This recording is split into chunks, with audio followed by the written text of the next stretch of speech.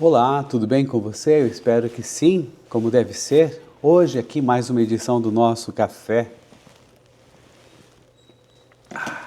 Café com Jesus, bola da vez, Levítico 24. Nós vamos fazer reflexão, mas antes a leitura. Acompanhe comigo o candelabro e os pães sagrados. Disse o Senhor a Moisés: ordene aos israelitas que lhe tragam azeite puro de oliva batida para as lâmpadas, para que fiquem sempre acesas.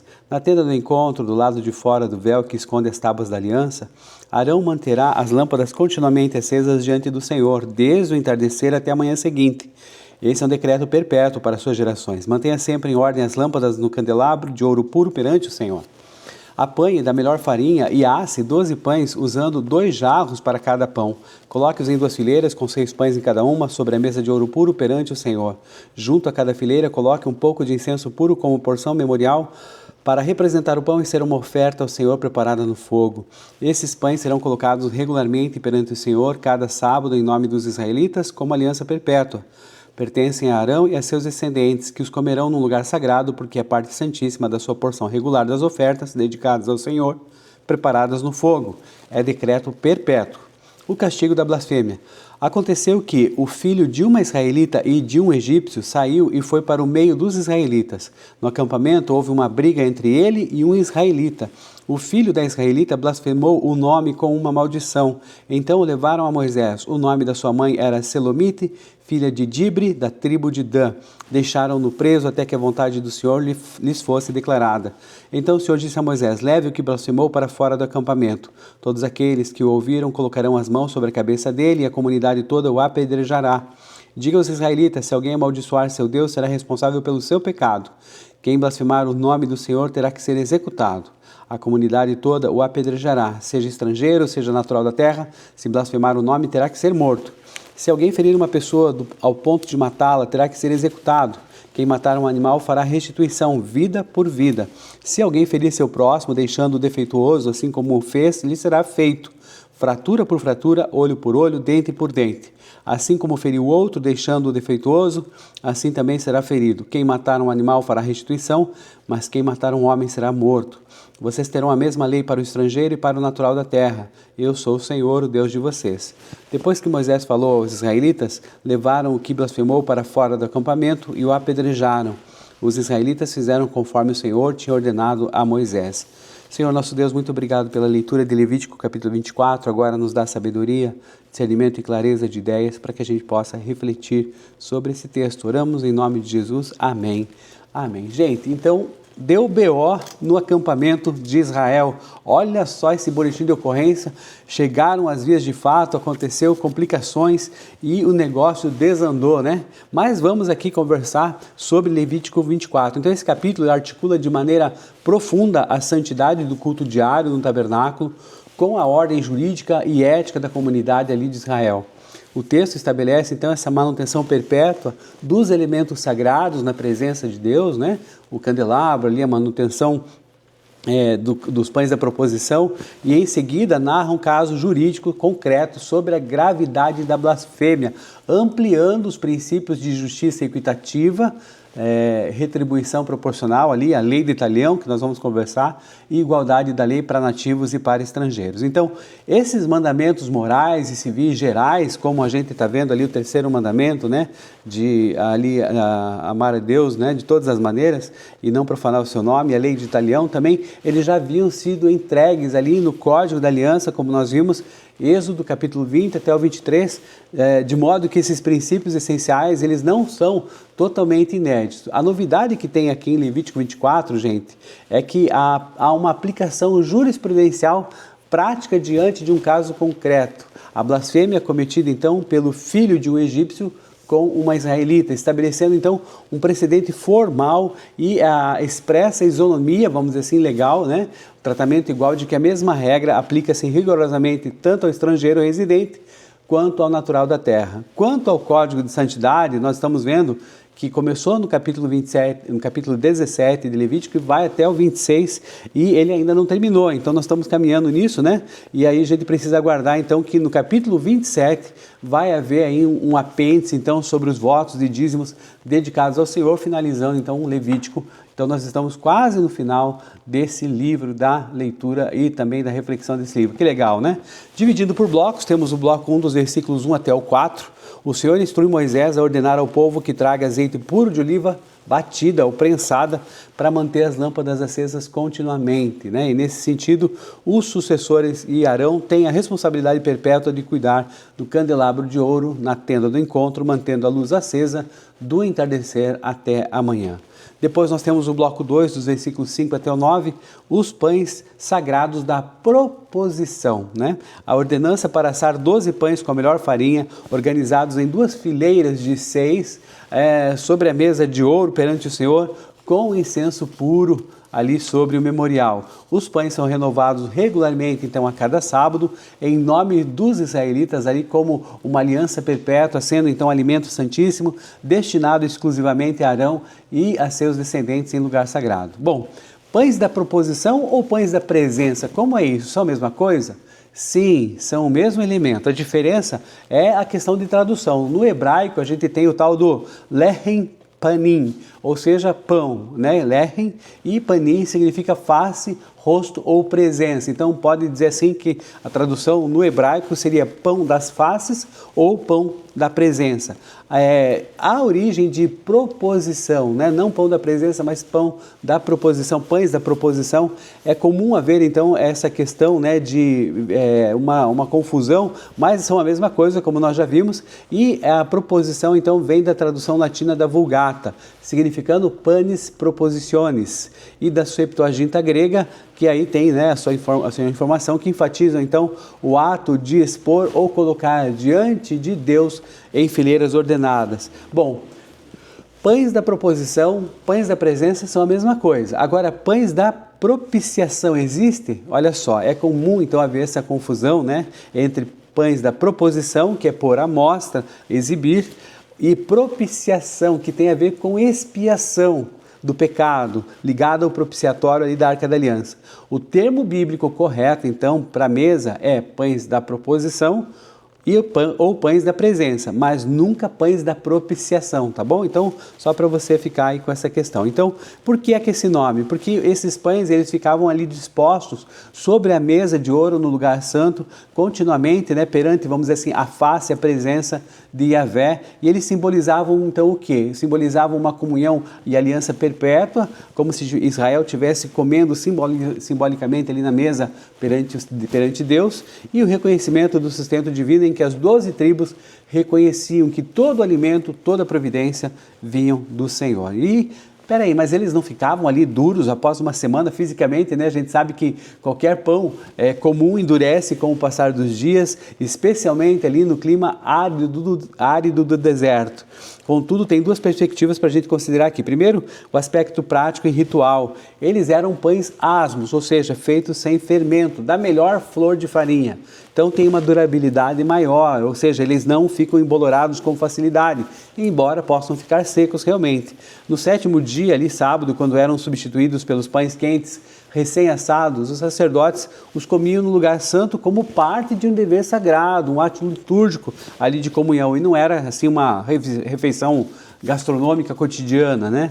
E também a título de conhecimento tem também uma tradição, digamos, da perspectiva judaica que está lá no Talmud, em que essa tradição rabínica, ali no tratado Menachot, registra a tradição de um milagre contínuo no tabernáculo e no templo, em que os pães retirados no sábado permaneciam tão frescos, macios e quentes, quanto no momento em que haviam sido colocados na mesa 7 dias antes. Que interessante, né? Bem, prosseguindo aqui, nós temos o bloco 3, dos versículos 10 até o 12, em que há esse incidente aí de blasfêmia e de consulta ao Senhor. Durante uma briga no acampamento, o filho de uma mãe israelita, que é Selomite, da tribo de Dan, e de um pai egípcio, blasfema então contra o nome do Senhor com maldição. O transgressor então é conduzido a Moisés, detido em custódia, até que a vontade e o julgamento direto de Deus sejam revelados. Por que o nome em vez do Senhor, né? O texto hebraico utiliza a expressão Hashem, que significa literalmente o nome. O filho da mulher israelita blasfemou o nome. Bem, o nome pessoal da aliança com Deus é Yahvé, né? Então tem uma reverência extrema a esse tetragrama, que são as letras Y, H, W e H. que era considerado uma santidade, vamos dizer assim, inefável, indescritível, indizível e inexprimível. E para evitar, então, qualquer risco de pronunciá-lo de forma leviana, vã ou profana, violando ali o terceiro mandamento, o autor e os israelitas utilizavam o termo substitutivo absoluto de o nome. Então, Senhor Deus para nós seria o nome naquela época. E nós vamos lembrar então desse terceiro mandamento, que está lá em Êxodo capítulo 20, versículo 7. Não tomarás em vão o nome do Senhor, o teu Deus, pois o Senhor não deixará impune quem tomar o seu nome em vão. Isso também está em Deuteronômio capítulo 5, versículo 11. E aí também tem a questão da conexão com o caráter de Deus. Por quê? Porque no pensamento judaico, no pensamento semítico, no pensamento hebraico, o nome de uma pessoa ela não é apenas um rótulo vocativo, né? Mas ela representa a própria essência, autoridade, poder, honra e reputação daquele indivíduo. Por exemplo, meu nome, Hernani, significa corajoso, valente, origem teutônica. Então isso, na verdade, se fosse naquela época, representaria a minha maior qualidade, digamos assim. E de modo que blasfemar contra o nome equivalia então a atacar a própria pessoa e a própria soberania de Deus. E nesse sentido, sob a ótica jurídica e teológica do Antigo Testamento, a comunidade de Israel vivia uma teocracia pactual, na qual o Senhor Deus era o próprio rei e o próprio fiador da nação. Logo, uma blasfêmia dolosa, pública contra o seu nome, não era tratada apenas como um insulto religioso privado, mas como um ato deliberado de alta traição contra a soberania divina e contra o pacto comunitário. Crime que, semelhante ao homicídio doloso lá no Código Mosaico, acarretava a pena capital para preservar a santidade e a integridade de todo o povo de Deus. Então, quem morreu apedrejado foi o filho do homem egípcio com uma mulher israelita, a Selomite, pois foi ele quem proferiu a maldição e blasfemou contra o nome do Senhor durante a briga com o israelita. O caso gerou essa dúvida jurídica, pessoal, justamente porque não se sabia se a jurisdição da lei mosaica e a pena máxima se aplicavam também a alguém com a condição de mestiço, com a condição de estrangeiro. E a resposta de Deus fixou esse princípio para que a santidade da aliança não haveria distinção. A mesma regra de conduta e justiça valia tanto para o israelita nativo quanto para o estrangeiro ou para o mestiço que vivia entre eles. No bloco 4, versículos 13 a 22, a gente tem a sentença divina executada e a questão da justiça retributiva, né? Deus determina então ali a morte por apedrejamento para quem blasfemar contra o nome sagrado, com a imposição da mão das testemunhas. São estabelecidas leis de retribuição e valor da vida, a pena capital para o homicídio de seres humanos, vida por vida, e restituição cabível para a perda de animais. É reafirmada aqui então a lei de talião, olho por olho, dente por dente, para regular a proporcionalidade dos danos físicos e o princípio da isonomia jurídica, e a mesma ordenança aplica-se rigorosamente tanto para o estrangeiro como para o natural da terra, como a gente está vendo. Bom, versículo 20, o que é a lei de talião? A lei de talião, primeiro, não é uma pessoa, tá? Não é o talho, né, que é pequeno, daí ele cresceu, ficou grande, talião. Não tem nada a ver com isso. Então eu já vou deixar você bem claro para você guardar isso, que talião não é uma pessoa, é um princípio jurídico antigo de justiça retributiva proporcional. Só para você entender, a expressão lei de talião, então, ela não foi criada por um único indivíduo, mas ela surgiu como um princípio de justiça no Antigo Oriente Médio, um costume para conter o quê? A vingança desmedida entre clãs, tendo então o seu registro escrito mais famoso no antigo Código de Hammurabi. Hammurabi, que foi rei da Babilônia lá por volta de 1750 a.C. E o nome talião deriva do latim jurídico medieval lex talionis, originado do pronome talis, latino, que significa tal, igual ou da mesma espécie. Lei de talião, lex talionis, talis, igual. A denominação define a essência da regra: aplicar ao ofensor uma punição equivalente, idêntica e estritamente proporcional ao dano praticado, olho por olho, dente por dente.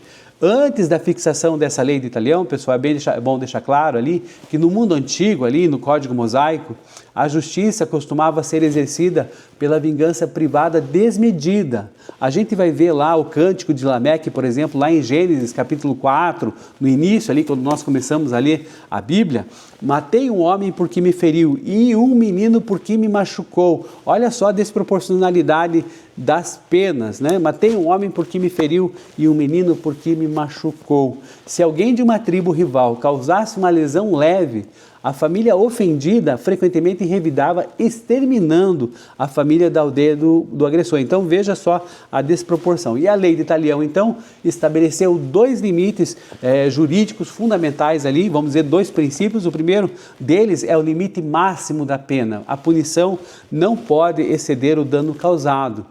Para a perda de um olho, no máximo a compensação correspondente ao olho, nunca a morte do agressor, seria desproporcional. O segundo princípio é a lei da isonomia e da proporcionalidade. Por quê?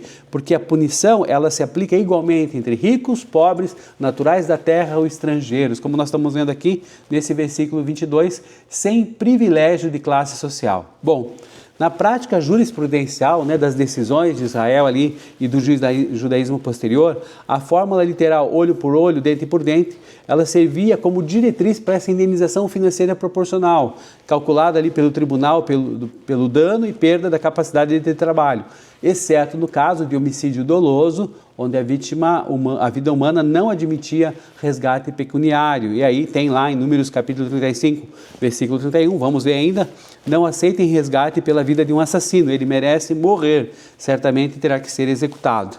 E aí nós temos o último bloco, a execução da sentença, em que Moisés transmite as determinações divinas para a congregação e os israelitas levam o transgressor para fora do acampamento e o apedrejam, cumprindo finalmente aí o mandamento do Senhor. Bem, o ensino central de Levítico 24, meus irmãos, revela que a verdadeira espiritualidade integra a adoração ininterrupta a Deus como preservação dessa nossa justiça social e dessa nossa reverência ao Senhor Deus.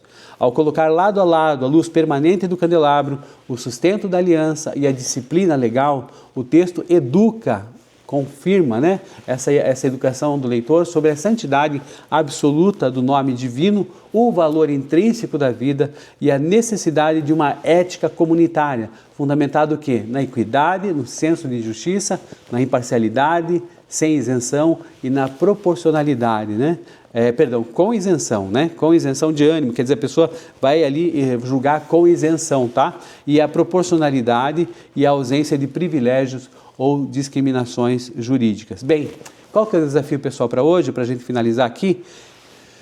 É que nós examinemos o nosso coração em oração, pedindo que Deus mantenha, primeiro, a sua lâmpada acesa, continuamente na nossa rotina, para que a gente sempre possa ser guiado por Ele, que Ele guarde os nossos lábios, que a gente jamais profane o seu santo nome com palavras que são muitas vezes precipitadas, que causam dor, murmurações, injustiças, e que capacite a gente a refletir com integridade, com equidade e a verdadeira santidade em cada uma de nossas atitudes. Então, que a gente possa perceber isso de uma maneira muito legal e que a gente possa realmente viver com integridade, com equidade e, dependendo dele, da sua santidade, em todos os momentos, em cada uma de nossas atitudes. Amém? Espero que você tenha gostado do nosso café com Jesus de hoje. Um grande abraço, tudo de bom, Deus abençoe, a paz. Valeu!